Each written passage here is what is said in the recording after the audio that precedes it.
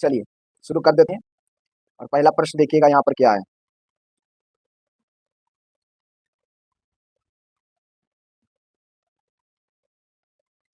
इसमें कह रहा है निम्नलिखित में भारतेंदु भारतेंदु की सही संधि। देखिए इसमें पूछा था भारतेंदु की सही संधि।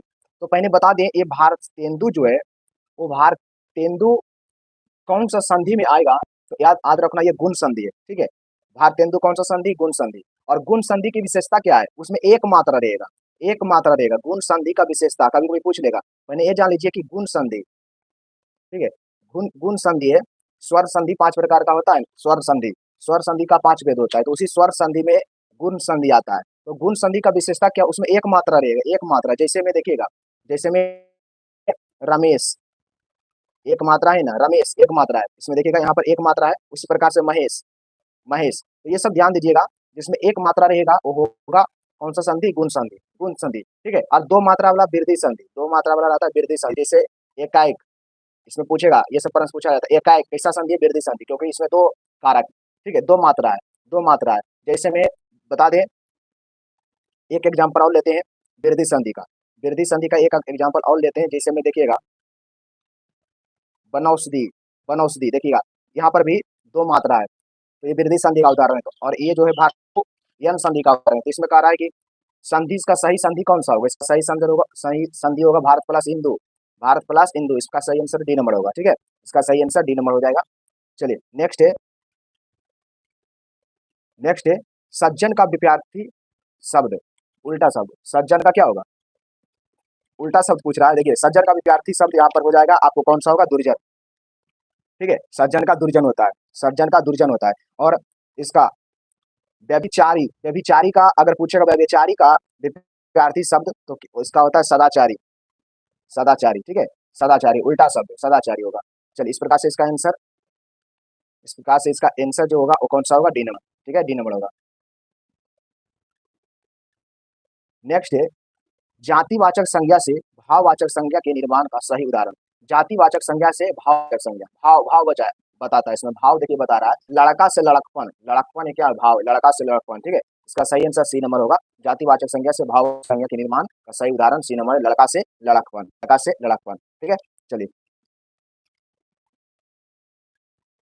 नेक्स्ट है निम्न में से, निम्न में से आराम संयुक्त क्रिया कौन सी है, से आराम बोधक संयुक्त क्रिया कौन सी है, आराम बोधक संयुक्त क्रिया कौन सा है, इसमें बताना। आराम बोधक संयुक्त क्रिया पूछ रहा है ना, आराम बोधक संयुक्त क्रिया कौन सा है। तो देखिएगा इसमें आराम बोधक संयुक्त क्रिया, आराम बोधक संयुक्त क्रिया का मतलब यहाँ पर थोड़ा सा समझना है कि जिस संयुक्त क्रिया से क्रिया के प्रारंभ होने का बोध होता है, जिस संयुक्त क्रिया से, जिस संयुक्त क्रिया से, जिस संयुक्त क्रिया से क्रिया के प्रारंभ होने का बोध होता है, क्रिया के प्रारंभ होने का बोध होता है, उसी को आराम बोधक के रूप में रखा जाता है। इसमें देखिएगा वह, इसका सही आंसर होगा वह रोने लगा, ठीक है, वह रोने लगा, वह रोने लगा। इसका सही आंसर सी नंबर होगा। नेक्स्ट है तुम्हारा विश्वास में, तुम्हारा विश्वास मैं नहीं करूंगा तो कौन करेगा। उपयुक्त में, उपयुक्त वाक्य में सर्वनाम पदों की संख्या कितनी, यह सब प्रश्न पूछा जाता है, ठीक है। और पूछा भी गया है। देखिए सम, इसमें आपको पहले तो यहाँ पर होगा तुम्हारा, पहला सर एक हो, उसके बाद मैं, यहाँ पर दो सर्वनाम, तीसरा कौन, तीसरा कौन, ठीक है। तो एक दो तीन, इसका सही आंसर सी नंबर होगा। इसका सही आंसर कौन सा होगा, सी होगा, ठीक है। तुम्हारा मैं और कौन, तुम्हारा मैं और कौन, ये क्या है, सर्वनाम है, क्या है, सर्वनाम है, ठीक है, सर्वनाम हो जाएगा। नेक्स्ट है जिस क्रिया का फल कर्ता पर पड़ता है उसे कहते हैं, जिस क्रिया का फल कर्ता पर पड़ेगा, जिस क्रिया का फल कर्ता पर पड़ता है उसे क्या कहते हैं। और सर्वनाम की संख्या जानते हैं कितना है, सर्वनाम बता देते हैं, 11 गो सर्वनाम, 11 गो, ठीक है। सर्वनाम की संख्या कितना है, 11, 11 गो सर्वनाम है। और संज्ञा के बदले जो आता है उसे सर्वनाम कहते हैं। यहाँ पर क्या कह रहा है कि जिस क्रिया का फल कर्ता पर पड़ता है, जिस क्रिया का फल कर्ता पर पड़ेगा उसे कहते हैं आकर्मक कारक, ठीक है, आकर्मक कहेंगे, क्या कहेंगे उसको, आकर्मक कहेंगे। लेकिन जिस क्रिया का फल कर्म पर पड़ता है, जिस क्रिया का फल कर्म पर पड़ेगा उसे हम बोलेंगे सकर्मक, उसे बोलेंगे सकर्मक, ठीक है। ये सबको नोट करते जाइएगा अगर नहीं पता है तो। नेक्स्ट है निम्नलिखित में से प्रश्नार्थक निपात कौन सा है, बताएगा इसमें। निम्नलिखित में से प्रश्नार्थक निपात, देखिए प्रश्नात्मक निपात का रहा है, प्रश्नात्मक निपात क्या है इसमें, सही चुनना है। देखिए आपको आद रखना पड़ेगा, तीन को आद रखना है, क्या, क्यों, आदि। ये सब प्रश्नार्थक निपात शब्द है, प्रश्नार्थक निपात शब्द है। क्या, क्यों, आदि, क्या, क्यों, आदि। ठीक है, क्या, क्यों, आदि। इसमें एक दिख रहा है क्या, इसको सही आंसर लगा देना, सी नंबर। नेक्स्ट है संकेत, संकेत वाचक अवयव का वाक्य। इसमें संकेत वाचक अवयव का कौन सा वाक्य, संकेत वाचक अवयव का कौन सा वाक्य। देखिए संकेत वाचक मतलब जिस वाक्य में एक क्रिया का दूसरे क्रिया पर निर्भर हो, जिस वाक्य में एक क्रिया, जिस वाक्य में एक क्रिया दूसरे क्रिया पर निर्भर हो, ठीक है, दूसरे क्रिया पर निर्भर हो, दूसरे क्रिया पर जब निर्भर हो तो उसे कहते हैं संकेतवाद। इसका सही आंसर होगा या गिलास आधा भरा हुआ है, क्या भरा हुआ है, गिलास आधा भरा हुआ है, ठीक है, गिलास भरा हुआ था, इसलिए इसका सही आंसर होगा एक नंबर। याद रखना जिस वाक्य में एक क्रिया दूसरे क्रिया पर निर्भर करता है उसी को हम संकेत वाचक में रखते हैं। नेक्स्ट आप लोग एक बार लाइक कर दीजिए। किसी वर्ण में हलंत का प्रयोग किया जाता है, किसी वर्ण में हलंत का प्रयोग किया जाता है, बताएगा, किसी वर्ण में हलंत का प्रयोग किया जाता है तो इसका सही आंसर होगा वो कौन सा होगा, डी नंबर होगा। वर्ण को बिना स्वर्ण से प्रयोग करने के लिए, अगर वर्ण को बिना स्वर्ण से प्रयोग कर रहे हैं तो वहां पर हलंत का प्रयोग होता है। याद रखना है, वर्ण को बिना स्वर से प्रयोग कर रहे हैं तो वहां पर हलंत का प्रयोग हो जाएगा, वहां पर किसका प्रयोग होगा, हलंत का। इस प्रकार से इसका आंसर डी नंबर होगा। नेक्स्ट है सर्वनाम और सर्वनामिक विशेषण का वाक्य है, बताना है सर्वनाम और सर्वनामिक विशेषण का वाक्य, सर्वनाम और सर्वनामिक विशेषण का वाक्य वो कौन सा होगा। यह पुस्तक मेरी है और वह तुम्हारी है, इसका आंसर एक नंबर, वह पुस्तक मेरी है, यह पुस्तक मेरी और वह तुम्हारी है। यहाँ पर समझिएगा ऐसा शब्द जो संज्ञा के बदले प्रयोग होता है, ठीक है, ऐसा शब्द जो संज्ञा के बदले प्रयोग होता है सर्वनाम होता है, ठीक है। चलिए इसका आंसर होगा आपको एक नंबर। नीलकंठ शब्द है, नीलकंठ शब्द क्या है, देखिए नीलकंठ शब्द जो होगा वो क्या होगा, योगरूढ़। नीलकंठ शब्द जो होता है वो योगरूढ़ होता है। याद रखना, देखिए रचना के आधार पर वर्ण को तीन भेद होते हैं, रचना के आधार पर वर्ण का तीन भेद, रचना के आधार पर वर्ण का तीन भेद होता है, ठीक है। वो भेद कौन कौन होता है, तीन भेद कौन कौन होता है, रूढ़, यौगिक और योगरूढ़, ठीक है। तो रचना के आधार पर वर्ण का कितना, तीन भेद, रूढ़, यौगिक और योगरूढ़, ठीक है। चलिए याद रखना है।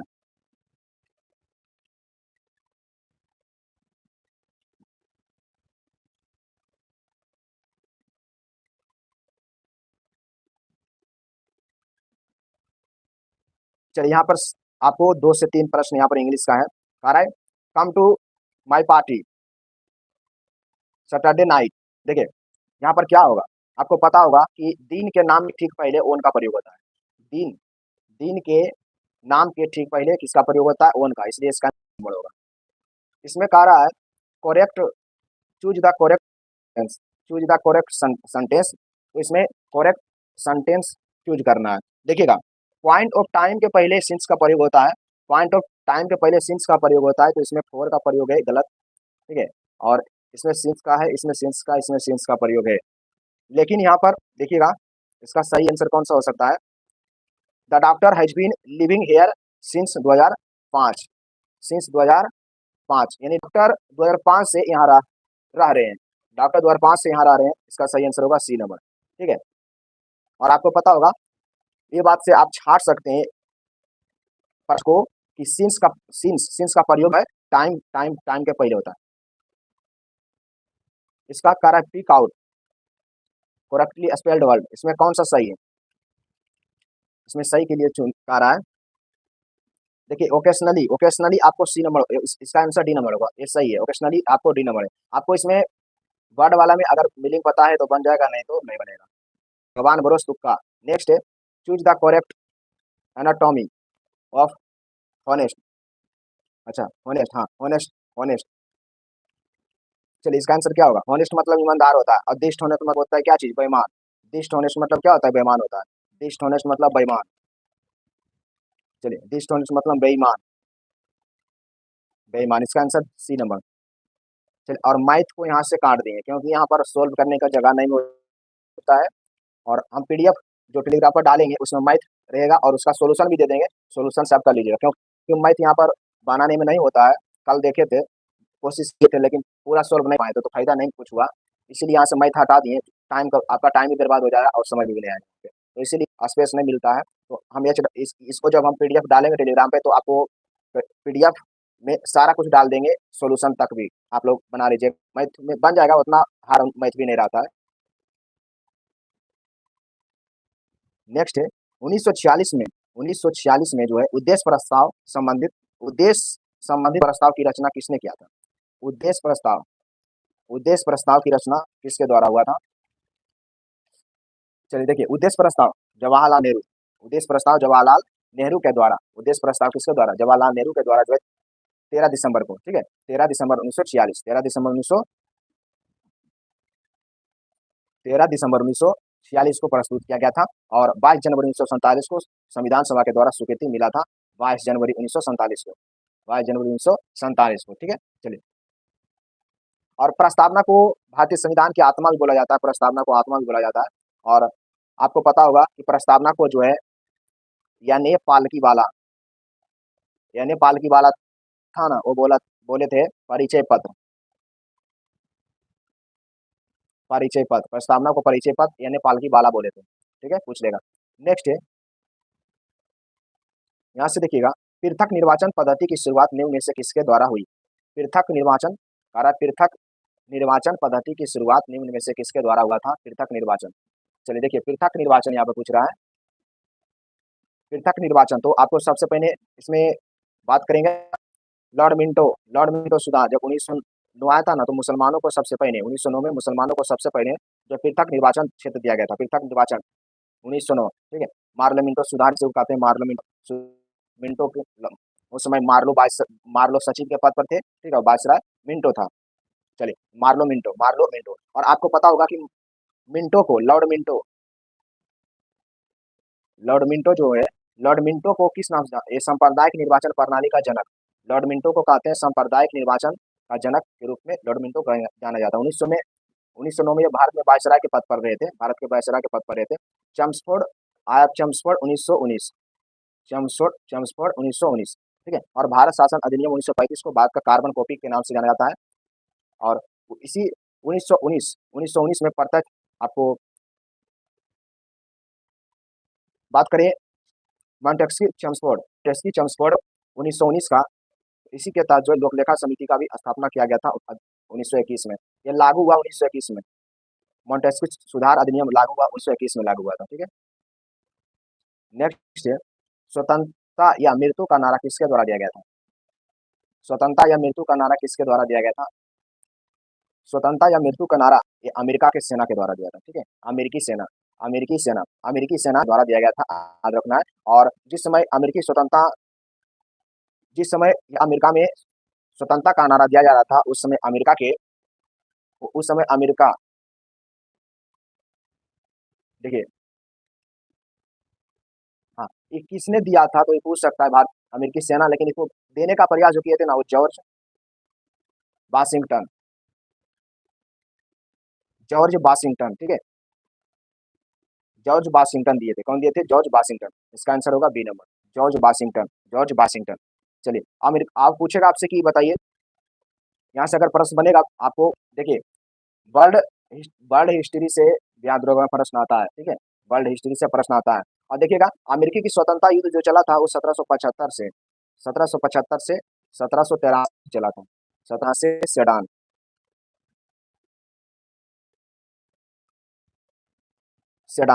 देखिए, सेडान का युद्ध पूछता है, सेडान का युद्ध किसके किसके बीच हुआ था? तो सेडान का युद्ध हुआ था 1870 में, ठीक है। और ये होता फ्रांस और पर्सा, यहाँ पर फ्रांस और पर्सा के बीच हुआ था सेडान का युद्ध, ठीक है। फ्रैंकफर्ट की संधि 1871, हुआ था 1871।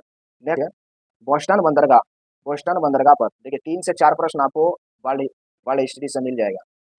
कह रहा है बोस्टन बंदरगाह पर 340 चाय के बक्से को समुद्र में फेंक दिया गया, इस घटना को किस नाम से जानते हैं? तो बोस्टन टी पार्टी के नाम से जानते हैं, बोस्टन टी पार्टी के नाम से जाना जाता है, बोस्टन टी पार्टी, ठीक है। ये घटना जो घटा था वो 16 दिसंबर 1773, 16 दिसंबर 1773 में ये घटना घटा था। और याद रखना है कि 1773 का रेगुलेटिंग एक्ट के तहत कलकत्ता में 1773 के रेगुलेटिंग एक्ट के तहत कलकत्ता में एक सुप्रीम का गठन हुआ था। और 1773 के रेगुलेटिंग एक्ट के तहत बंगाल के गवर्नर को बंगाल का गवर्नर जनरल भी बना दिया था। नेक्स्ट है अमेरिका, कनाडा, डेनमार्क, ब्रिटेन, पुर्तगाल, फ्रांस, बेल्जियम, हॉलैंड, लग्जमबर्ग, तुर्की, ग्रीस एक सैनिक संधि है। वो किसके अंतर्गत आता है? ये सब किसका सदस्य है? तो ये सब सदस्य नाटो का है। ठीक है, ये सब किसका सदस्य? नाटो का, जिसका स्थापना किया गया था 4 अप्रैल 1949 को। नाटो 4 अप्रैल 1949 को वाशिंगटन डीसी में स्थापना किया गया था। लेकिन इसका मुख्यालय जो है ना, इसका मुख्यालय ब्रुसेल्स है। बेल्जियम की राजधानी जो है ब्रुसेल्स। ठीक है, ब्रुसेल्स में नाटो का मुख्यालय है। और इसका नाटो का भी 31वां सदस्य फिनलैंड बना है। 31वां बना है फिनलैंड, याद रखना, फिनलैंड बना है। ठीक है, 31वां बन चुका है फिनलैंड। वर्तमान में 31 सदस्य। चलिए, उसके बाद यहाँ पर देखिएगा सीटो जो है ना, सीटो में बात करेंगे तो सीटों में टोटल 8 सदस्य, जैसे सार्क में ना 8 उसी प्रकार से सीटों में 8 सदस्य, सीटों में 8 सदस्य याद रखना है। इसमें इसका सदस्य भारत नहीं है। अमेरिका है, फ्रांस है, ब्रिटेन होगा, पाकिस्तान, लेकिन इसका सदस्य भारत नहीं है। इसका सदस्य भारत नहीं है। चलिए,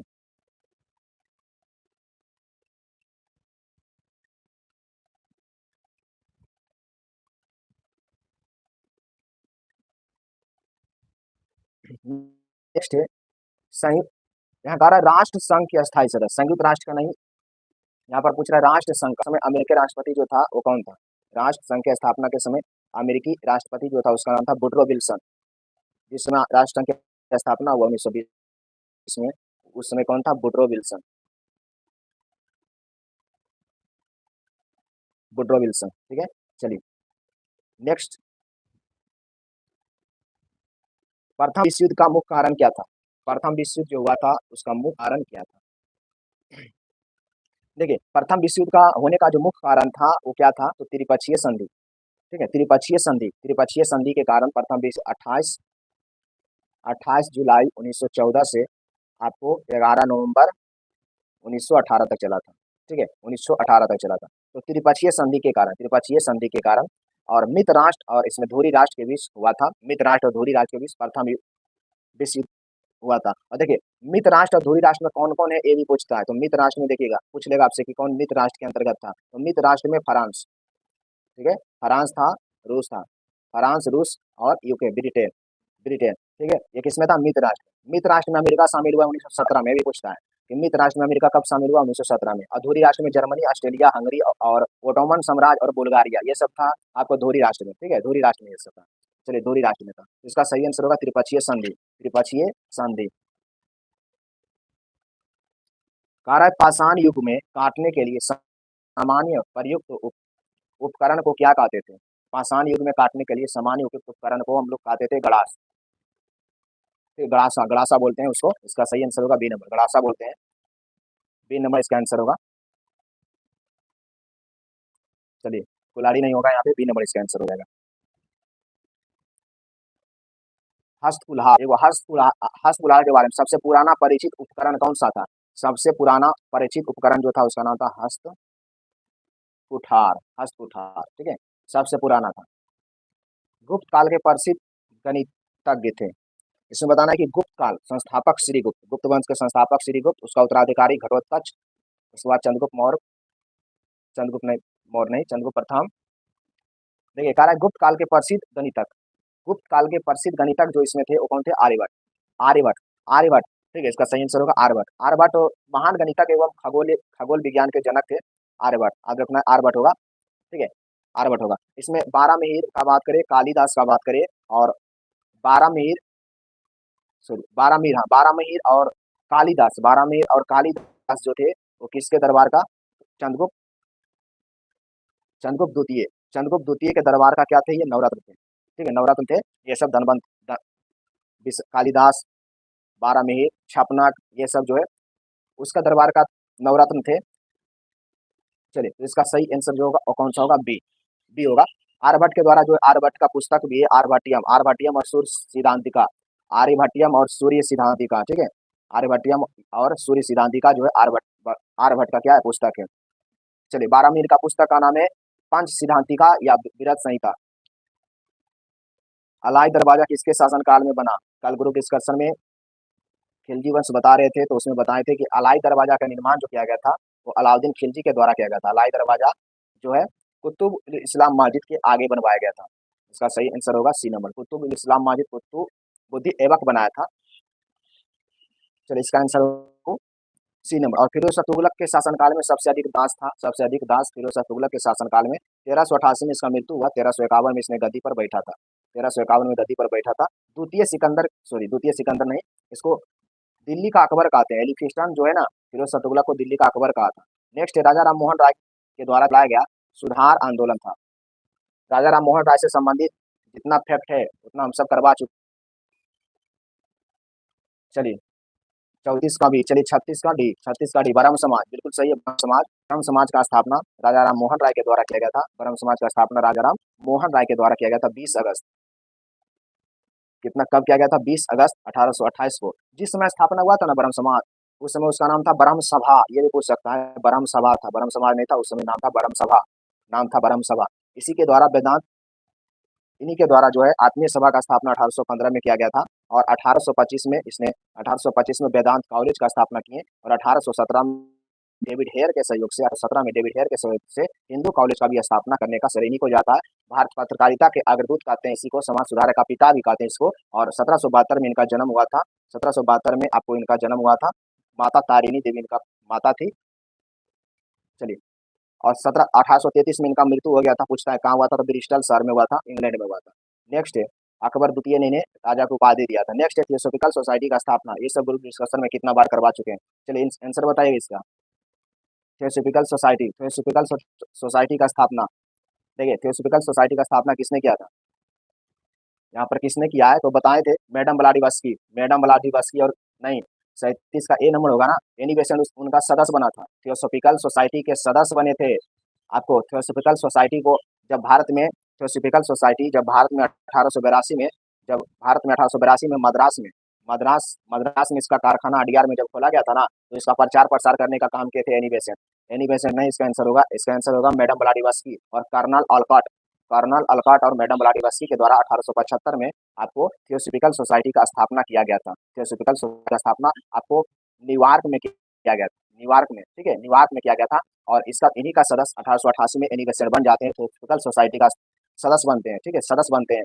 चलिए महादेव गोविंद रनाड़े, यहाँ पर गोविंद रनाड़े, महादेव गोविंद रनाड़े और आत्माराम पांडुरंग केशव चंद्र सेन के प्रेरणा से 1867 में आप प्रार्थना समाज का स्थापना किए थे।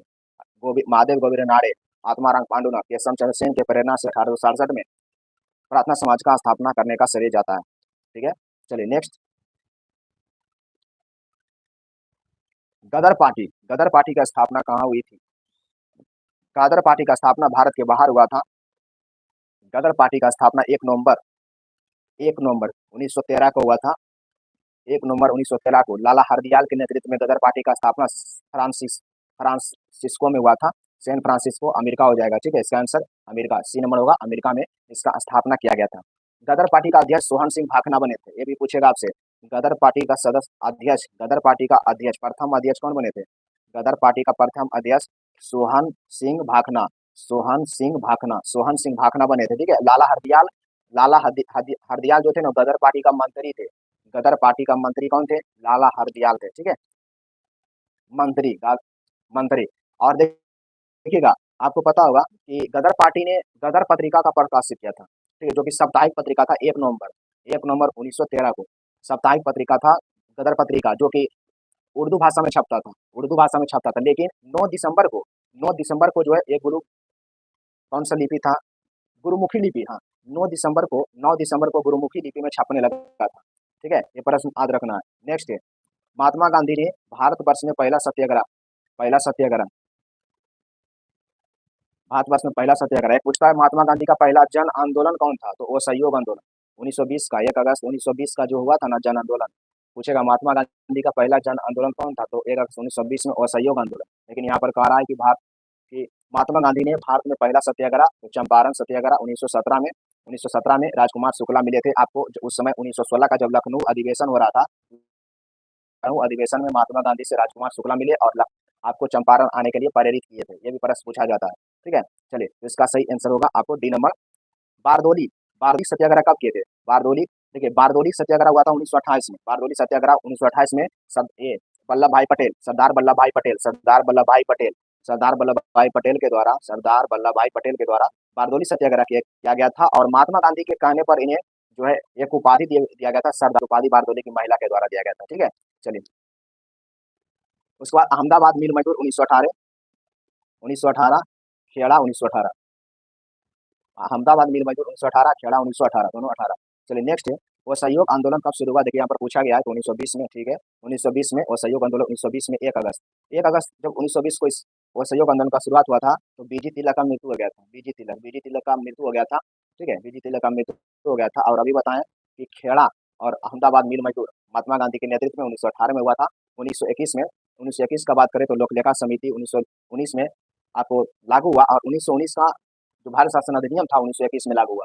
1919 का भारत शासन अधिनियम 1921 में लागू हुआ और 1919 में बहुत सारा उजालुआ वाला बाग हत्याकांड, मॉन्टेस्क्यू चम्सफोर्ड सुधार, खिलाफत आंदोलन। नेक्स्ट है इक्वाडोर का चिमराओ ज्वालामुखी निम्न में से कौन सा सरीने का है? सकरिए 41 का बी दे रहे हैं। देखिए चिमराओ। ठीक है, तो इसका सही आंसर जो होगा वो 41 का कौन सा होगा? ए होगा, शांत ज्वालामुखी है। ठीक है, कैसा है? शांत। एक शांत ज्वालामुखी होता है उसी को कहते हैं मृत। यहाँ पर मृत रहता तो आंसर हो जाता। शांत या मृत दोनों एक बात है। ठीक है, शांत या मृत। ठीक है, शांत या मृत में कौन कौन है? म्यांमार का एक पोपा है, म्यांमार का एक पोपा है, म्यांमार का एक पोपा है। ठीक है, और आपको एकांगुआ भी मृत के श्रेणी में आता है। मृत के श्रेणी में, मृत ज्वालामुखी के श्रेणी में कौन सा आता है? एकांगुआ, याद रखना है। एकांगुआ कैसा होगा? मृत है। और यहाँ पर याद रखना है देवबंद और सुल्तान, दो गो देवबंद और सुल्तान, कोह सुल्तान, देवबंद और कोहे सुल्तान, देवबंद और कोहे सुल्तान जो है कहाँ? ईरान का है। किलिमंजारो जो तंजानिया का है वो भी मृत है। ठीक है, मृत है। लेकिन भारत का एक है बैरंती जो सकरिये है, भारत का एक नरगोंडम भी है लेकिन वो कैसा है? तो परसुप्त है। ठीक है, फ्यूजियामा जापान का है, परसुप्त है। नेक्स्ट है विश्वतीय रेखा क्षेत्र में सघन वन लाभदायक है। विश्वतीय रेखा में सघन वन लाभदायक है, वहाँ पर जैव विविधता अधिक पाया जाता है क्योंकि वहाँ पर जड़ी बूटी, जैव विविधता अधिक पाया जाएगा तो वहाँ पर जड़ी बूटी पाया जाएगा। ठीक है, इसका सही आंसर को बी नंबर होगा। 42 का बी। और देखिएगा आपको ये बात भी पूछता है कि विश्वतीय क्षेत्र में जो है 2 बजे जो है गरज और मलक के साथ वर्षा होता है और वहाँ पर उच्च आर्द्रता भी पाया जाता है, इसलिए जड़ी बूटी इसका आंसर हो जाएगा, जड़ी बूटी। नेक्स्ट है क्या कह रहा है? आप ग्लास हाउस में सब्जियां कहाँ उगाएं? ग्लास हाउस में आप ग्लास हाउस में सब्जियां कहाँ उगाएंगे? ग्लास हाउस में सब्जियां कहाँ उगाया जाता है? तो टुंड्रा प्रदेश में। ठीक है, टुंड्रा में। इसका सही आंसर होगा डी, ग्लास हाउस में। ग्लास हाउस में सब्जियां उगाते हैं, इसमें फायदा होता है कि कीट और मौसम घटना से बचती है, कीट से बचेगा और मौसम में जो घटना घटता है उससे भी इसका क्या होगा? बचत हो जाएगा। ठीक है, बचत होगा। नॉर्वे में ग्रीन हाउस कृषि कृषि का प्रक्रिया जो टमाटर की खेती, नॉर्वे जो है ना ग्रीन हाउस की प्रक्रिया से टमाटर का खेती करता है, नॉर्वे। चलिए यहाँ पर देखिएगा नेक्स्ट, विषुवत रेखा के समीप तापमान सबसे अधिक होता है क्योंकि, क्यों होता है विषुवत रेखा के समीप? देखिए ये विषुवत रेखा 0 डिग्री, इसके 5 डिग्री उत्तरी अक्षांश और 5 डिग्री दक्षिणी अक्षांश के बीच के क्षेत्र को डोल्ड्रम कहते हैं। क्या कहते हैं? डोल्ड्रम कहते हैं। और यहाँ पर विषुवत रेखा पर जो है, विषुवत रेखा पर सूर्य की किरणें क्या पड़ता है? सीधा पड़ता है। ये भी पूछता है, विषुवत रेखा पर सूर्य की किरणें सीधा पड़ता है। और यहाँ पर विषुवत रेखा को बात करें, विषुवत रेखा के उत्तरी, विषुवत रेखा और इधर उत्तर में, मतलब विषुवत रेखा है और पूछेगा आपसे 23.5 डिग्री उत्तरी अक्षांश, ये 23.5 डिग्री उत्तरी अक्षांश है। इसे कर्क रेखा कहते हैं जो भारत को 2 बराबर भागों में बांटता है। और 23.5 डिग्री दक्षिणी अक्षांश को कहते हैं मकर रेखा। ठीक है, ये सब प्रश्न याद रखना है। तो ये इसका आंसर क्या होगा? तापमान सबसे अधिक है क्योंकि क्योंकि क्योंकि ताप छोटे क्षेत्र में केंद्रित होता है, इसलिए ताप जो है छोटे क्षेत्र में केंद्रित होता है, इसलिए इसका सही आंसर होगा 1 नंबर। 1 नंबर इसका सही आंसर होगा। और बात करते हैं यहाँ पे, देखिए मार्च और 23 सितंबर सूर्य की किरण सीधा पड़ता है विषुवत रेखा पर। सूर्य की किरण सीधा विषुवत रेखा पर कब पड़ेगा? 21 मार्च पूछेगा आपसे। और 23 सितंबर को सीधा पड़ता है। ठीक है, चलिए। 22 मार्च और 22 सितंबर को उत्तरी गोलार्ध में जो है क्या होगा? उत्तरी गोलार्ध में सूर्य चमकेगा। कह रहा है आग्नेय शैल में निम्नलिखित में से कौन सा तत्व नहीं पाए जाते हैं? ग्रुप डिस्कशन में इसके बारे में बहुत बार बता चुके हैं अभी। ठीक है, जो ग्रुप डिस्कशन में शामिल होंगे वो इनका इसका आंसर जरूर बताएंगे। आग्नेय शैल निम्नलिखित में से कौन से तत्व नहीं पाए जाते हैं? तो देखिए, आग्नेय शैल में कौन सा तत्व इसमें नहीं पाया जाता है, यहाँ पर देखना है। आपको पता होगा मैग्मा ठंडा होता है तो बनता है अग्नीय चट्टान, ये बिल्कुल सही है। इसे परतदार चट्टान भी कहते हैं, नहीं, इसे रवेदार चट्टान कहते हैं। इसे रवेदार चट्टान कहते हैं। ठीक है, इसे कौन सा चट्टान कहते हैं? तो इसे रवेदार चट्टान कहते हैं। बताए थे, रवेदार चट्टान कहते हैं इसको, ना कि इसको हम परतदार चट्टान कहते हैं। इसको इसका दूसरा नाम है रवेदार चट्टान। देखिए, और यहाँ पर दो तरीके से प्रश्न पूछता है, एक और पूछेगा आपसे। देखिए, अब शादी चट्टान को परतदार चट्टान कहते हैं। ठीक है, तो इसका सही आंसर होगा आपको बी नंबर। और ये परतदार चट्टान है ना, इसको कहते हैं अब शादी को, अब शादी चट्टान को परतदार चट्टान, अब शादी चट्टान को परतदार चट्टान के नाम से जाना जाता है। और अब शादी चट्टान में जिस अब शादी चट्टान का बात करते हैं, तो जैसे में अब शादी चट्टान में बलुआ पत्थर होगा, चिकनी मिट्टी होगा, चूना पत्थर हो जाएगा।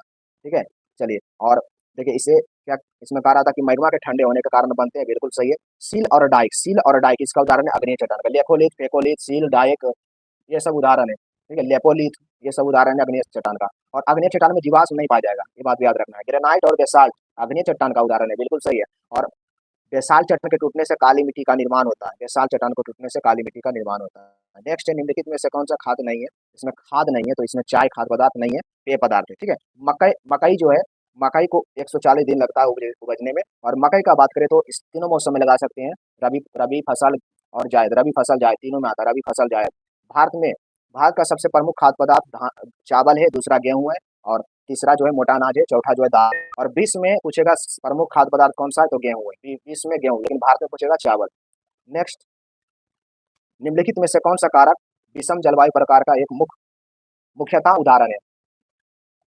जब आपको यहाँ से हम करवा रहे थे ज्योग्राफी में, तो बताए थे भारत में भारत में नहीं, या फिर पूछेगा जलवायु को प्रभावित करने के लिए 5 कारक उत्तरदायी है। जलवायु को प्रभावित करने के लिए टोटल 5 कारक होता है।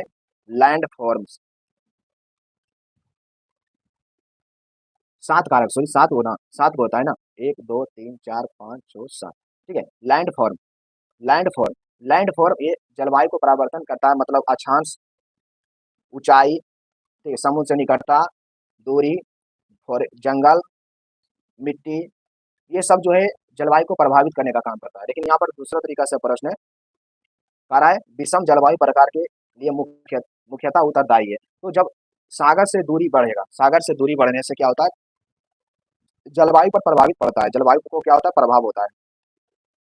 इसका आंसर होगा सी नंबर, याद रखना है। समुद्र का जलवायु पर समकारी प्रभाव पड़ता है। जैसे जैसे समुद्र से दूरी बढ़ता है ना, तो यह प्रभाव कम होता जाता है। समुद्र से दूरी बढ़ेगा, प्रभाव कम होता जाएगा। इसका आंसर सी नंबर होगा। 2001 के जनगणना के अनुसार निम्न में से किस राज्य की महिला साक्षरता प्रतिशत अधिक था? तो आपको केरल का, ठीक है, कौन सा राज्य का?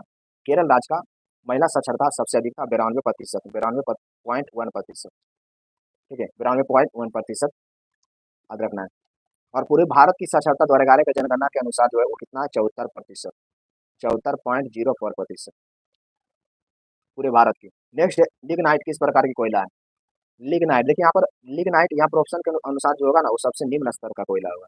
लिग्नाइट, आपको पता होगा लिग्नाइट को हम भूरा कोयला के नाम से ही जानते हैं, भूरा कोयला, लिग्नाइट को भूरा कोयला के नाम से जानते हैं। और सबसे अच्छा कोयला जो होता है एंथ्रासाइट, उसके बाद बिटुमिनस, बिटुमिनस को कहते हैं मुलायम कोयला, उसके बाद लिग्नाइट, उसके बाद पीट होता है। चलिए, नेक्स्ट है, गेहूं किस जलवायु की फसल है? गेहूं कौन सा जलवायु का फसल है? गेहूं, देखिए गेहूं का बात कर रहा है तो यहाँ पर होगा शीतोष्ण जलवायु। गेहूं शीतोष्ण जलवायु का फसल है। शीत जलवायु शीतोष्ण होगा, ठीक है, शीतोष्ण होगा, शीतोष्ण जलवायु का फसल है। गेहूं के लिए 20 से 25 डिग्री सेल्सियस तापमान होना चाहिए, अनुकूल तापमान होना चाहिए। ठीक है, और वर्षा जो होना चाहिए वो 50 से 75 सेंटीमीटर तक वर्षा होनी चाहिए। और इस गेहूं के लिए सबसे अच्छी मिट्टी जो है उसका नाम है चरनोजम मिट्टी, यानी दोमट मिट्टी, चरनोजम मिट्टी, ठीक है, चरनोजम मिट्टी। नेक्स्ट है इंडियन कॉपर कॉरपोरेशन कहाँ स्थित है? इंडियन कॉपर कॉरपोरेशन कहाँ स्थित है? इंडियन कॉपर कॉरपोरेशन, देखिए इंडियन कॉपर कॉरपोरेशन कॉरपोरेशन जो स्थित है वो कहाँ? घाटशिला। ठीक है, कहाँ स्थित है? घाटशिला में स्थित है, झारखंड में। घाटशिला झारखंड में अवस्थित है। ठीक है, इसका आंसर होगा आपको सी नंबर। सी नंबर इसका आंसर होगा। चलिए, और इसका स्थापना कब हुआ था? इस Indian copper limited, H C L, HCL, hydrochloric acid हो गया। ठीक है, तो HCL इसका स्थापना घाटशिला में किया जाता है, 1967 में किया जाता है। 1967, याद रखना, 1967 में इसका स्थापना किया गया था।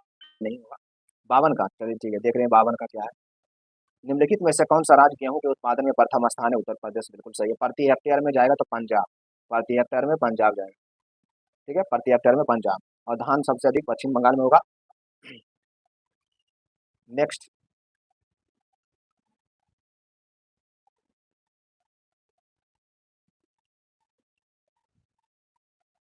नेक्स्ट है वायुमंडल की वह परत जो पृथ्वी पर रेडियो प्रसारण के लिए उत्तरदायी है। रेडियो प्रसारण के लिए उत्तरदायी ओजोन मंडल।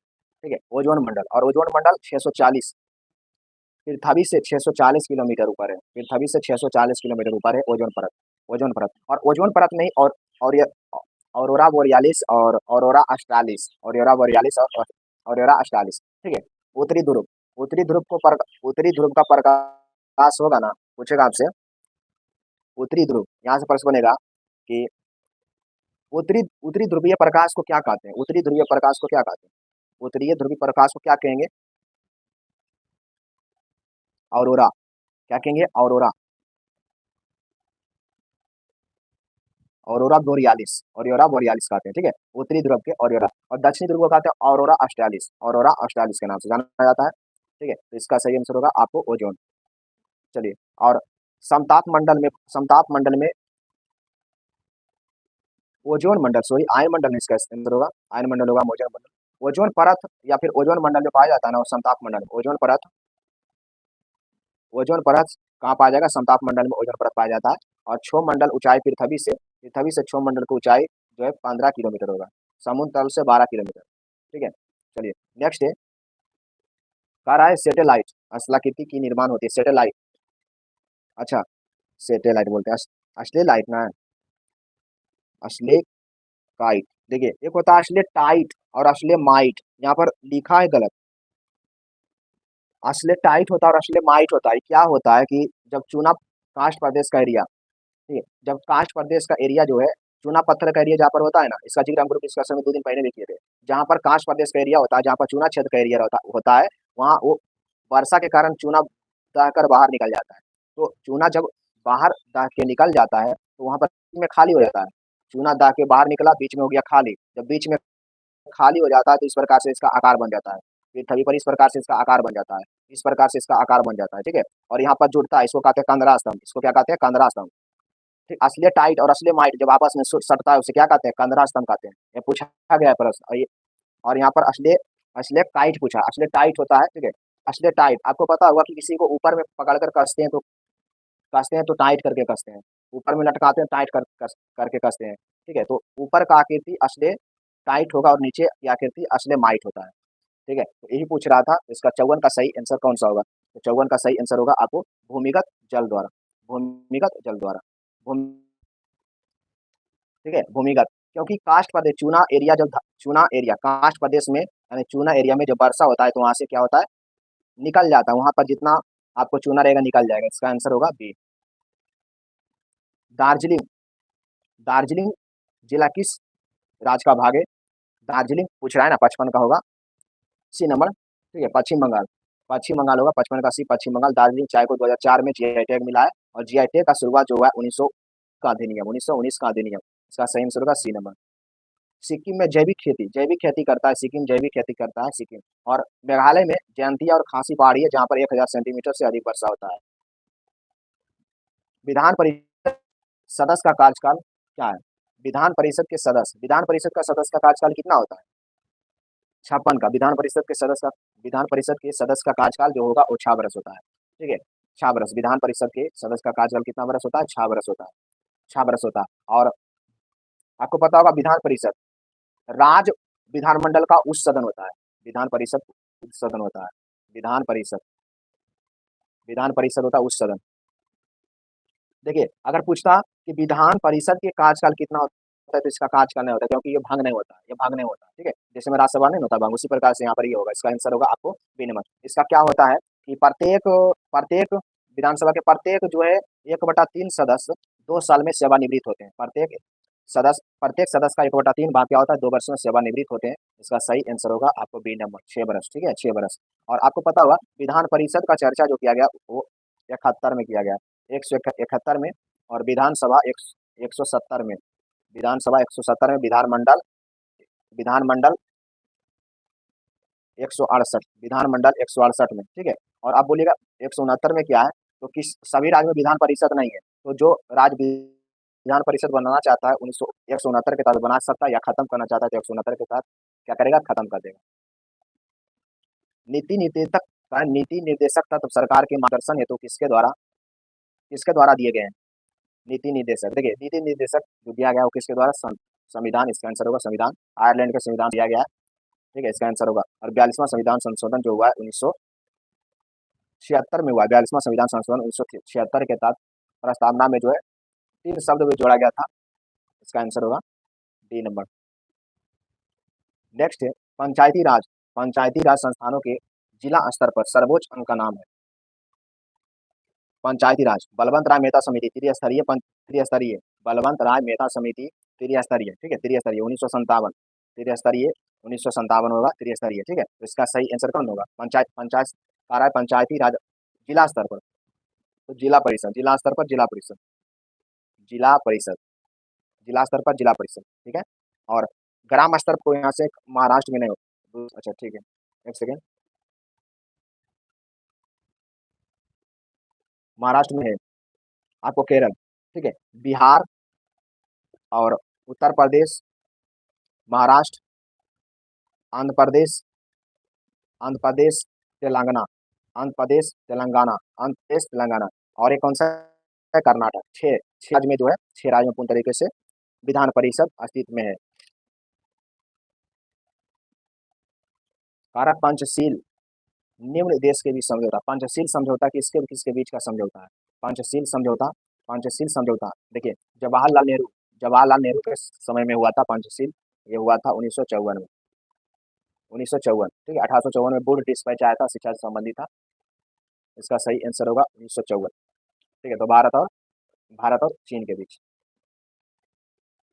60 के सी, बिल्कुल सही है। आगे बताएगा संयुक्त राष्ट्र में अमेरिका, ब्रिटेन, फ्रांस, रूस, चीन अस्थायी सदस्य, किसका अस्थायी सदस्य, अस्थायी सदस्य 5 गो अस्थायी सदस्य, सुरक्षा परिषद में 5 गो अस्थायी सदस्य और 10 गो अस्थायी सदस्य। 5 गो अस्थायी सदस्य याद रखने का तरीका ABCEFR, अमेरिका, ब्रिटेन, चाइना, उसके बाद फ्रांस और रूस, ठीक है। तो इसका सही आंसर कौन सा होगा, 61 का आंसर जो होगा वो होगा डी नंबर, सुरक्षा परिषद।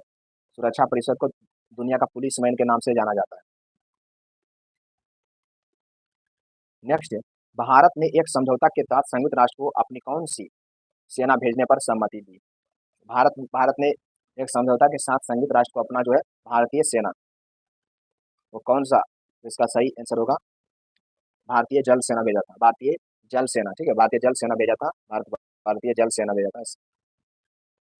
सॉरी भारतीय शांति, एक सेकंड, समझौता पर जो है संयुक्त राष्ट्र, इसमें शांति सेना, अपनी शांति सेना, इसका सही आंसर होगा डी नंबर, ठीक है, डी नंबर होगा इसका आंसर।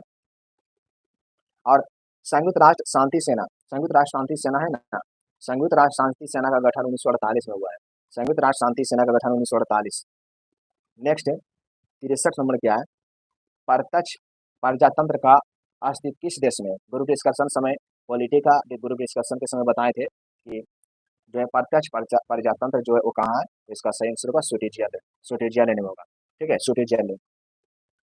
लोकतंत्र का अर्थ होता है जनता का शासन, प्रत्यक्ष लोकतंत्र एक होता है प्रत्यक्ष लोकतंत्र, तो वो प्रत्यक्ष लोकतंत्र अमेरिका, भारत, ब्रिटेन, ये सब में आपको प्रत्यक्ष लोकतंत्र है, ठीक है। सार्क का मुख्य भूमिका, सार्क का 8 सदस्य, स्थापना 1985, ठीक है, 1985, और इसमें टोटल 8 सदस्य, इसमें चीन नहीं है, ठीक है, चीन नहीं है, और भारत का पड़ोसी देश सभी हो जाएगा, बांग्लादेश, भूटान, मालदीव हो जाएगा, नेपाल होगा, पाकिस्तान, श्रीलंका, अफगानिस्तान, ये सब सब होगा। मालदीव, ठीक है।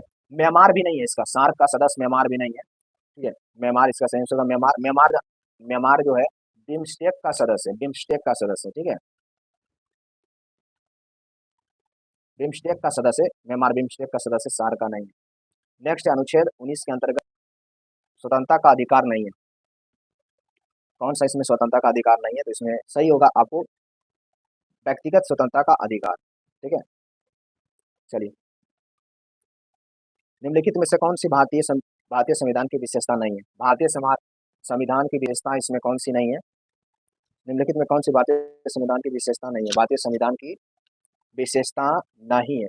तो इसमें देखिएगा आ रहा है संघात्मक शासन प्रणाली, बिल्कुल सही है। एक वो लिखित संविधान नहीं, लिखित संविधान है। संविधान सभा द्वारा निर्मित है, बिल्कुल सही है। संविधान सभा द्वारा निर्मित है, बिल्कुल सही है। संसाधनक प्रणाली, शासन प्रणाली, बिल्कुल। इसका आंसर बी नंबर होगा, बी नंबर होगा। हाँ, और सबसे बड़ा लिखित संविधान आपको होगा भारत का, सबसे छोटा मोनाको का है, सबसे छोटा मोनाको का, मोनाको। नेक्स्ट,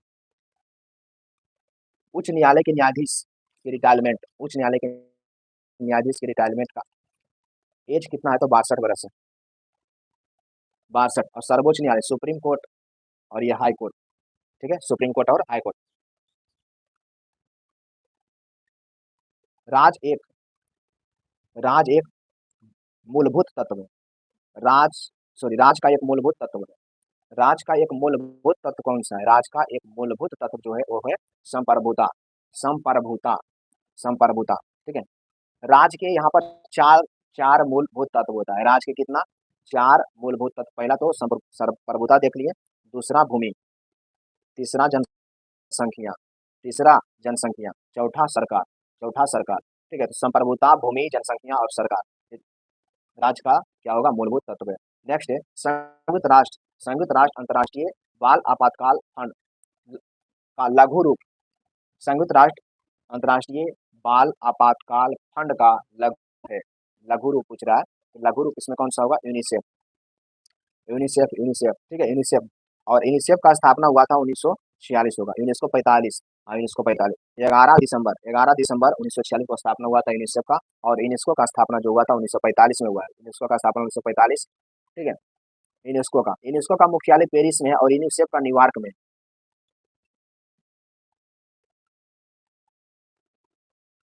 नेक्स्ट, किसी राज्य के राज्यपाल के संबंध में कौन सा कथन गलत है? कौन सा कथन गलत है? देखिए 70 का कौन सा कथन गलत है? कह रहा है राज्यपाल का चुनाव संसद करती है, नहीं, इसका नियुक्ति राष्ट्रपति करता है। चलिए यही गलत है और बाद बाकी सब सही हो जाएगा।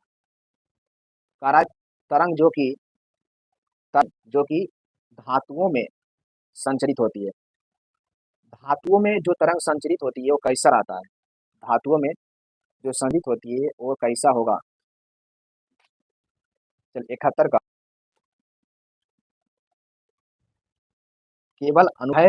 केवल अनुप्रस्थ, इसका सही आंसर होगा सी नंबर। प्रकाश एक अनुप्रस्थ तरंग है, ध्वनि एक अनुदैर्ध्य तरंग।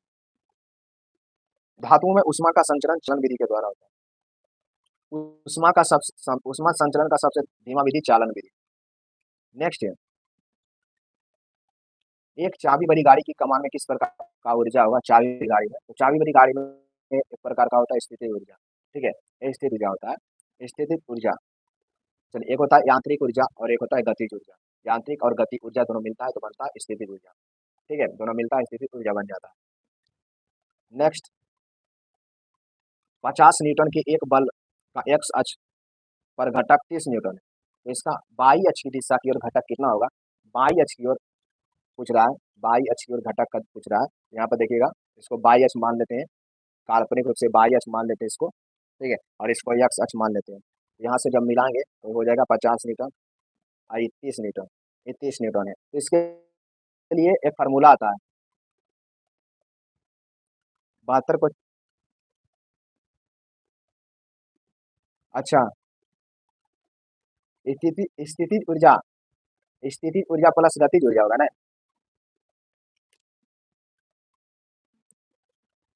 हाँ, किसी बस मतलब यांत्रिक ऊर्जा जो होता है वो, अच्छा ठीक है, ठीक है, ठीक है, हाँ ठीक है। थोड़ा सा मिस्टेक हो गया, सही बोले, देखिए सही है। यांत्रिक ऊर्जा इसको इसको मिलाते हैं तो यांत्रिक ऊर्जा का निर्माण होता है। चलिए बिल्कुल हो जाता है, ठीक है, जोश में होश गवा बैठे।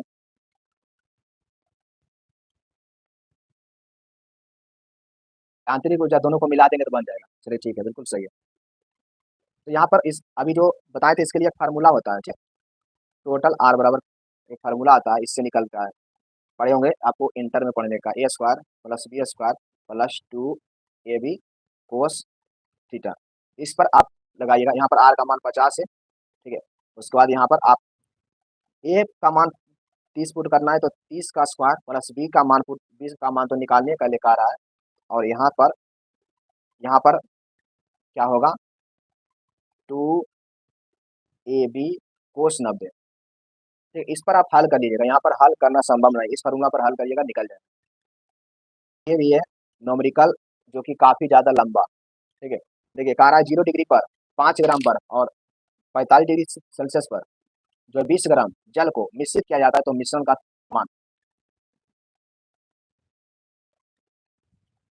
तापमान देखिए, इसके लिए एक फार्मूला है, और वो फार्मूला क्या है, एम आई माइनस थीटा बटा 2 प्लस 80 प्लस होगा 80 प्लस टी, ठीक है, और बराबर में M W theta W minus T. अब यहाँ पर थोड़ा सा समझिएगा, ठीक है,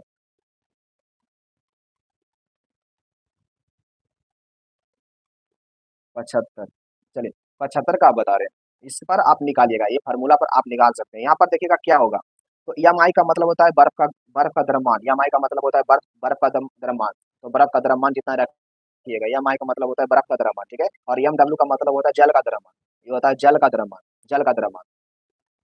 और यहाँ पर Q1 जो होगा वो बर्फ का तापमान होता है, ठीक है, बर्फ का तापमान। दरोगा में एक आप प्रश्न पूछ लेता है, ठीक है, चलिए यहाँ पर Q1 जो होगा, क्यू आई बर्फ का तापमान और क्यू डब्ल्यू जल का तापमान, ठीक है, उस फार्मूला पर आप लगाइएगा। आप दरोगा का करते हैं, नोमरिकल एक आप पूछ लेता है, नहीं के बराबर पूछता है, ये बिहार पुलिस का सेट है। नेक्स्ट है, एक रॉकेट जिस सिद्धांत पर कार्य करता है, रॉकेट रॉकेट करता है गति के तृतीय नियम, प्रथम को कहते हैं जड़त्व का नियम, पेलुलिया का नियम। चलिए पहला से बल का जो है क्या मिलता है, मैं दरोगा का एप्लीकेशन करता हूँ, चलिए ठीक है। आइए और ग्रुप डिस्कशन डेली ज्वाइन करिए, दरोगा का तैयारी करते हैं तो डेली ग्रुप डिस्कशन करते रहिए, क्लियर हो जाएगा, ठीक है। ग्रुप डिस्कशन आप ज्वाइन करते हैं या नहीं। एक पत्थर एक भवन की छत से छोड़ने पर पृथ्वी की सतह पर गिरने में 40 सेकेंड लेता है, भवन की ऊंचाई क्या होगा, तो यहाँ पर देखिएगा 40 सेकंड लगता है, तो भवन की ऊंचाई क्या होगा, तो आपको यहाँ पर यस बराबर पूछ रहा है, यस बराबर व्हाइट कर देते हैं, और इसमें प्रारंभिक वेग कितना होगा, प्रारंभिक वेग कितना होगा, तो प्रारंभिक 0 हो जाएगा, और टी बराबर टी टी का कितना है 4 सेकेंड, यहाँ पर देखिएगा समय कितना है 4 सेकेंड, ठीक है, समय कितना है 4 सेकेंड, और जी बराबर कितना लेते हैं, जी बराबर 9.8, क्योंकि 9.8 इसलिए जी बराबर ले रहे हैं क्योंकि यहाँ पर जो है आपको सब पूर्णांक में दिया हुआ है। ग्रुप डिस्कशन टाइम 6 से 8, ग्रुप डिस्कशन टाइम 6 से 8, ठीक है, पक्का है कि उसमें उस लेवल का ग्रुप डिस्कशन होता है कि एग्जाम में क्वेश्चन पूछेगा छूटेगा नहीं, क्योंकि उसमें हम क्राउन बुक को ले चलते हैं, क्राउन बुक के साथ साथ आपको क्राउन बुक रहता है, लुसेंट रहता है, ज्ञान बिंदु सर का असाइनमेंट रहता है, ठीक है, जिससे प्राचीन इतिहास चल रहा है तो तीनों से चलेगा, आधुनिक चल रहा है तो तीनों से ले चलते हैं, एक से प्रश्न छूटेगा तो एक तक को जाके बढ़ जाएगा, तो इससे निकाल लीजिएगा, ठीक है। आपको 6 से 8 शाम में चलता है, 6 से 8 शाम में। चलिए तो इस फार्मूला से आप निकाल सकते हैं ना, यस बराबर आप पढ़ेंगे UT plus half g t square, तो प्रारंभिक वेग अगर 0 लीजिएगा तो पूरा जीरो होगा, तो यूटी नहीं भी लीजिएगा तो कोई दिक्कत नहीं है। चलिए तो यस बराबर हम डायरेक्ट पुट करते हैं g half g t square, half g t square. ठीक है, तो हाफ जी का मान कितना लिए थे, 9.8 लिए थे, और समय कितना है यहाँ पर 4 का स्क्वायर, 416। अब इतना गुना करिएगा, 8 8 64, तो एक ही दिख रहा है, इसका आंसर 7, इसका आंसर होगा डी नंबर। इसको कुछ नहीं करना है, सभी को गुना करके भगा दे देना 1000 से। ठीक है, 60 वाट 5 लैंप 6 घंटा, 75 वाट 4 पंखा, कितना दिन, तो 6 दिन, 6 दिन। ठीक है, बराबर, बराबर नहीं, इसमें कह रहा है ना ऊर्जा, कह रहा है 30 दिन तक, यहाँ पर टोटल 30 दिन, टोटल 30 दिन, और इसमें भागा दे देते हैं 1000 से, भागा 1000 से दे देते हैं। ठीक है, निकल जाएगा, कुछ नहीं होता, सबको गुना कर दीजिए और भागा 1000 से दे दीजिए, इसका आंसर निकलेगा कितना, 180 यूनिट, 108 यूनिट, 108 यूनिट आएगा, काट छाट करिएगा 108 यूनिट आ जाएगा। इसको बताइए, एक तरंग, बिहार पुलिस में देखिएगा 5 नोमरिकल पूछ लिया है, एक तरंग इतना इतना सेकंड में इतना चक्र करता है, तो तरंग की आवृत्ति क्या होगा। तरंग की आवृत्ति निकालना है तो 1 सेकंड का मान निकाल दीजिए, 1 सेकंड में निकाल दीजिएगा मान, तो 1 सेकंड में देखिए यहाँ पर क्या होगा कि 0.8 सेकंड में कितना चक्र, 24 चक्र, तो 1 सेकंड में कितना आवृत्ति निकालना है, तो एक चक्र का 1 सेकंड का निकाल लीजिए, 1 सेकंड में कितना, 24/8, और यहाँ पॉइंट में हटाएंगे तो 10 चल जाएगा ऊपर, 8 या 24 30, 30 हटा।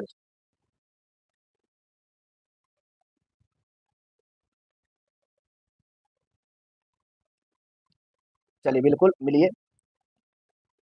नेक्स्ट है, एक अस्थायी चुंबक किसी निश्चित बिंदु पर चुंबकीय क्षेत्र भी उत्पन्न करता है आदि, इसे बराबर भागों में काट दिया जाए। ग्रुप डिस्कशन में साइंस में बहुत बार बोलोगे कि अगर बीच से बराबर भाग काट देते हैं तो इसका परबलता, चुंबकीय परबलता, बीच से अगर बराबर भाग में काटते हैं तो चुंबकीय परबलता जो होगा वो क्या होगा, तो एक आधी हो जाएगा, आधी होगा। लेकिन समांतर काटेंगे तो चुंबकीय परबलता पर कोई प्रभाव नहीं पड़ेगा। याद रखना है कि एक कोई चुंबक है, उसको बीच से काट देंगे, चुंबकीय प्रबलता आधा हो जाएगा, ऐसे काट देंगे चुंबकीय प्रबलता पर कोई प्रभाव नहीं पड़ेगा, समांतर काटने पर पूछा जाता है। और इसका देखिएगा, कारण सूचीबद्ध फोकस दूरियां वाले 4 लेंस का प्रयोग एक सूक्ष्मदर्शी अभिदर्शक के रूप में करने पर विचार किया जा रहा है, जो कि लेंस के निश्चित नेत्रिका के साथ सर्वाधिक आवर्धन पैदा करेगा, फोकस दूरी है। इसके लिए फार्मूला होता है, संगीत सूक्ष्मदर्शी का आवर्धन क्षमता बराबर फार्मूला होता है एफ ओ बटा एफ ई, एफ ओ बटा एफ ई इंटू 1 + d/, या फिर इस संगीत सूक्ष्मदर्शी का ही आवर्धन बराबर फार्मूला होता है। ठीक है, या फिर यहाँ यहाँ पर या फिर हो जाएगा आपको आवर्धन क्षमता। चलिए इस पर मान पुट कर दीजिएगा, ठीक है, निकल कर आंसर आ जाएगा। इस पर मान पुट करिएगा तो आंसर जो आएगा वो कितना आएगा, 5, 5। ठीक है, बी नंबर होगा 5 में। नेक्स्ट है, घरेलू खाना पकाने की गैस, घरेलू खाना पकाने की गैस, तो इसका आंसर होगा डी नंबर, ब्यूटेन और आइसोब्यूटेन का द्रवभूत रूप। रदरफोर्ड रदरफोर्ड के अल्फा कण परिकीर्णन प्रयोग की खोज हुआ है, नाभिक का खोज किया है। ठीक है, अच्छा, रदरफोर्ड के अल्फा कण परिकीर्णन प्रयोग द्वारा किसकी खोज हुआ, प्रोटॉन। अच्छा, अल्फा कण परिकीर्णन के आधार पर उन्होंने परमाणु का नाभिक मॉडल प्रस्तुत किया था, नाभिक का मॉडल, हाँ नाभिक का मॉडल, यहाँ पर प्रोटॉन होगा, यहाँ पर सही है। और इसने सोना का चादर लिया था और अल्फा किरण आघात करवाकर जो है नाभिक को भी खोजने का काम किया था, लेकिन यहाँ पर प्रोटॉन दे रहा है आंसर।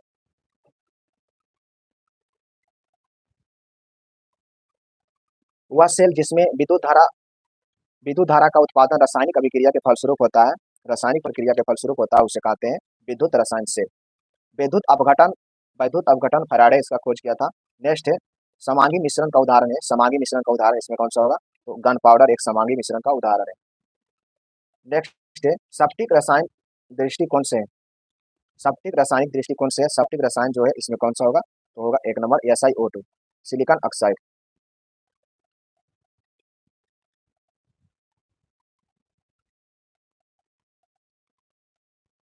नेक्स्ट है, जब मैग्नीशियम और क्लोरीन के बीच अभिक्रिया होता है, तब जब मैग्नीशियम और क्लोरीन के बीच अभिक्रिया होगा तो क्या होगा, प्रत्येक मैग्नीशियम परमाणु 2 इलेक्ट्रॉन त्याग करेंगे, इसका आंसर डी नंबर। नेक्स्ट है वह तरल जो ऑक्सीकारक तथा अवकारक दोनों की तरह काज करता है, क्या कहते हैं उससे? दोनों तरह काज करेगा, इसका आंसर होगा हाइड्रोजन और ऑक्साइड। वह तरल जो ऑक्सीकारक और अवकारक, डी नंबर होगा। अणु द्विबंध है, अणु द्विबंध किसमें है? अणु द्विबंध आपको किसमें होगा? O2 में, O2 में, ठीक है। अणु द्विबंध है O2 में।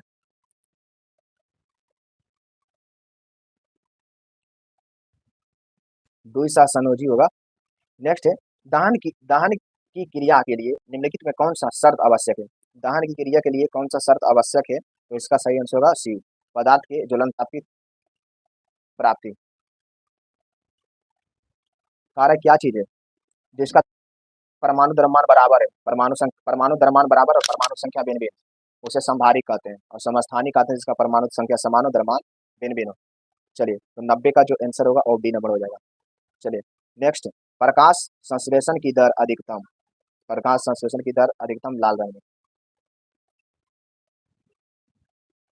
एक पौधे पर दूसरे एक पौधे पर दूसरा उगने वाले पौधे क्या कहलाता है? दूसरा पौधा जो उगेगा वो क्या कहलाएगा? तो कहलाएगा एपीफाइट, ठीक है, एपीफाइट। एम्फीबियन, एम्फीबियन कह रहा है, एम्फीबियन क्या है? तो एम्फीबियन जो होगा वो जल और स्थल दोनों, उभयचर, जल और स्थल दोनों पर आता है एम्फीबियन, यानी उभयचर। नेक्स्ट, निम्नलिखित में से कौन से पौधे उत्सर्जन का एक उपोत्पाद नहीं है? उत्सर्जन का एक उपोत्पाद नहीं है, तो कौन सा है? आपको यूरिक एसिड, क्योंकि ये पाया जाता है मनुष्य में। नेक्स्ट है, निम्नलिखित में से कौन सा संरचना प्रोकैरियोटिक कोशिका में नहीं पाया जाता है? कोशिका चैप्टर बहुत अच्छा ग्रुप डिस्कशन में क्वेश्चन नहीं छूटने वाला है। प्रोकैरियोटिक, देखिए प्रोकैरियोटिक में क्या नहीं पाया जाएगा? प्रोकैरियोटिक में आपको केंद्रक झिल्ली नहीं पाया जाएगा, ठीक है, केंद्रक झिल्ली नहीं पाया जाएगा, क्योंकि केंद्रक झिल्ली नहीं पाया जाएगा इसलिए क्योंकि उस जो प्रोकैरियोटिक में आता है ना उसका कोशिक केंद्रक विकसित नहीं होता है, केंद्रक अर्ध विकसित होता है। और केंद्रक अर्ध विकसित के अगर केंद्रक है उसके ऊपर झिल्ली है तो केंद्रक विकसित कहलाएगा, अगर झिल्ली नहीं रहेगा तो अर्ध विकसित कहलाता है। इसलिए इसका आंसर होगा सी नंबर। नेक्स्ट है, फसलों पर डीडीटी के छिड़काव से प्रदूषण होता है, इसका सही आंसर होगा वायु, मृदा, जल सभी होता है डीडीटी। डीडीटी एक कीटनाशक है, इसका खोज किया था हार्मन मूलर। डीडीटी का खोज जो किया है वो मूलर किया है, हार्मन, ठीक है, याद रखना है, हार्मन हार्मन हार्मन मूलर के द्वारा इसका खोज हुआ है। नेक्स्ट है, देखिए नेक्स्ट क्या है?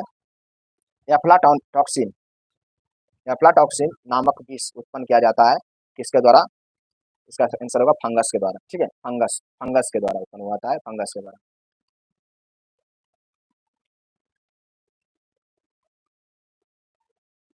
मानव शरीर के किस अंग में रुधिर कोशिका युक्त होता है? किस अंग में रुधिर ऑक्सीजन युक्त, रुधिर में ऑक्सीजन युक्त भी रहेगा तो कहाँ रहेगा? तो फेफड़ा में। और नेक्स्ट है, इसमें कौन सुमेलित नहीं है? कौन सुमेलित नहीं है? इसमें एक नंबर सुमेलित नहीं है, ठीक है, बाद बाकी आपको सब समझ लेते हैं। लास्ट है, कौन सा कथन सही है? मियोसिस के लिए आपको मियोसिस फर्स्ट अर्थसूत्री विभाजन सही है। चलिए, बायोलॉजी अभी ग्रुप डिस्कशन बायोलॉजी हो रहा है, उसमें सब प्रश्न मिल जाएगा आपको। चलिए ठीक है, मिलते हैं फिर शाम को ग्रुप डिस्कशन।